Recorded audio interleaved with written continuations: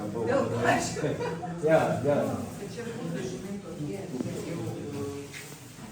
A kaip jums studijose sekėsi, labai suprato dėstytojai jūsų meno? Kaip vertino, nesakė, kad čia dirbi? Sunkokai su to jaunimu, nes jeigu dėstytojai 25, o studentas 65, tai biškai kažkaip būtų neapsutarimą, niek tuoj. Pralinda kažkiek tai tie mokymai.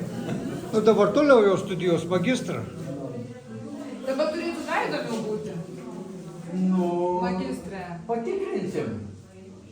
Nu, tai čia ir tam tas patikrinims ar... Dėstytojų ar ko nors naujo pasako, ar ne. Išsiaiškinsim, ar tu menininkas ar ne menininkas.